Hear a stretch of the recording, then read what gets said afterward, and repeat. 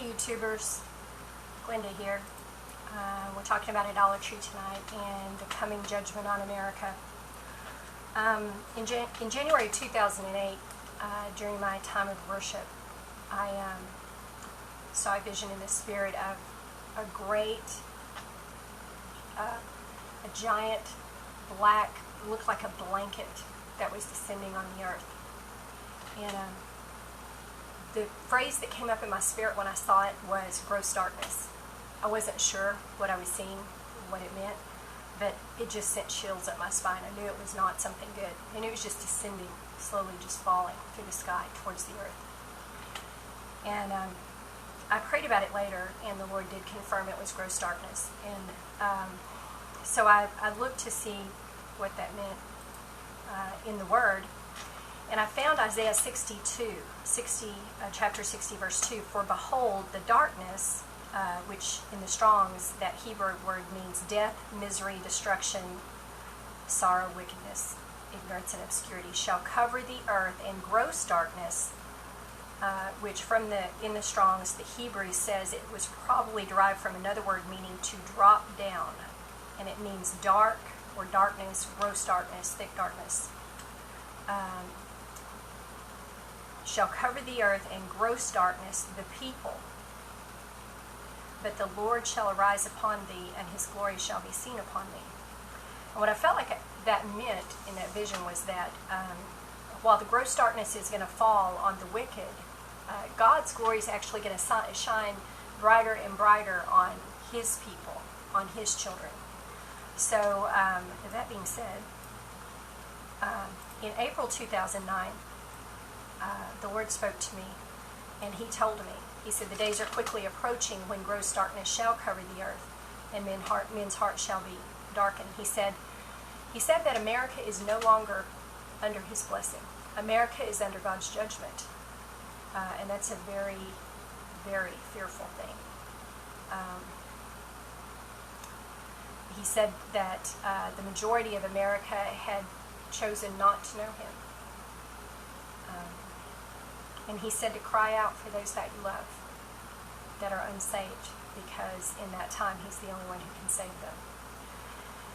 He said one other thing which was very disturbing and which stayed with me for a very long time. And these visions are posted, and these words are posted on my website. If you look at my profile, you'll see the website address if you're interested in seeing exactly how he said it.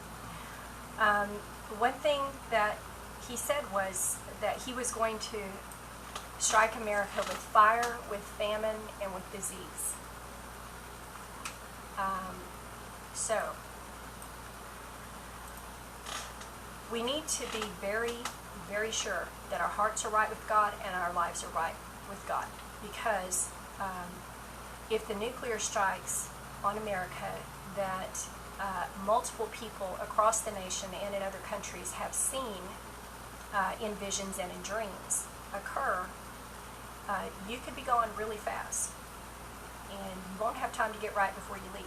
So we need to be sure that we're right with God. So we're talking about idolatry, and in part 1 I talked about Psalm 106:36 says that idols become a snare. Idols are sin, and any sin that you get involved in can become a snare, a trap to you.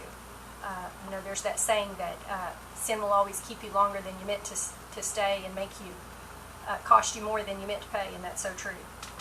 So we need to be very careful about idolatry in our lives, because it does become a trap to us. And anytime you get into any sin for any length of time, your heart becomes hardened towards God in that area, and it's like being in a tub of water that slowly heats up. At first, you're comfortable, and it keeps heating up and heating up and heating up, and you're just comfortable. You don't realize you're in hot water. You don't realize just how hot the water's really gotten until it's too late. So we need to be very aware. Psalm 97:7 says, idols will make you confounded. And if you look in the Strong's, that word confounded means ashamed, disappointed, and delayed. So, idolatry in your life will delay whatever you're believing God for. It will end up leaving you ashamed. Idolatry, any kind of sin, always brings some kind of shame with it. And it will always disappoint you. Because sin always promises more than it delivers. Always. That's how Satan sells it to us. It promises a lot more than it delivers. So, and I talked in part 1 about, is God trying to get you to give up one little sin, and you won't give that up, and yet you'll move across the country for someone you're in a relationship with and sell out for them, but not for him. And we need to be very, very careful about things like that in our lives, that we're willing to give more to that thing or that career or that person in our life than we're willing to give to God. Because he is a jealous God. He will not tolerate that. He will utterly abolish the idols in your life. And you will be left with the disappointment, the shame, and the delay in your destiny arriving. So, the Old Testament is full of stories of how God dealt with the Israelites when they became idolatrous. He set wicked rulers over them. He allowed other nations, other tribes, not tribes, but other nations, to make war on them and take them captive and pull them into slavery, and they had to serve wicked rulers. He judged them with war, with famine, and with disease. He did it repeatedly, and God is the same yesterday, today, and forever. So, if America has become idolatrous, how's he going to judge us? Is he going to treat us any different than he treated all the Israelites all those many years ago? No. Because he's the same yesterday, today, and forever.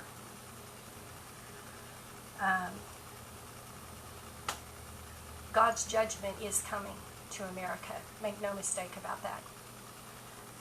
America is not a pretty, safe, happy little place to live. America is full of wickedness. It is full of idolatry. It is full of all kinds of sin. The blood that we have polluted this land with or allowed it to be polluted with is crying out to a holy God. And he is going to answer that call. He's going to answer the cry of that blood. And when he does, we will all pay the price. However, those who have their hearts right with him, those who are walking close to him, he will protect. He will speak to you and tell you where to go for safety. He will make sure that you have provision in time of famine, even if he has to make it appear on the table before you. He brought manna out of heaven for the children of Israel when he brought them out of Egypt. And he brought water out of a rock. He parted the Red Sea to make a way for them to get away from their enemies. He's the same yesterday, today, and forever. He'll do it for us too, but only if our hearts are right. Judgment is coming because America is a wicked nation, very wicked. And it's coming to all the wicked people. But those who are righteous and those who are trying to live the right life and trying to obey God and have given their hearts completely to God and are walking with him will not suffer the same punishment. At the time that that happens, God's glory will begin to rise up on his people, and they will begin to shine like a bright light in a dark land. We are entering into this dark time if we have not already entered it. Things are happening in this country that are just unheard of. It seems like on some days, like the presidency has lost its mind, the whole government, and all you can do is sit back and watch, because that may be part of God's judgment, a wicked ruler. So make sure your heart is right with God. Check your where you're putting your time, your energy, where your thoughts are, where your money's going.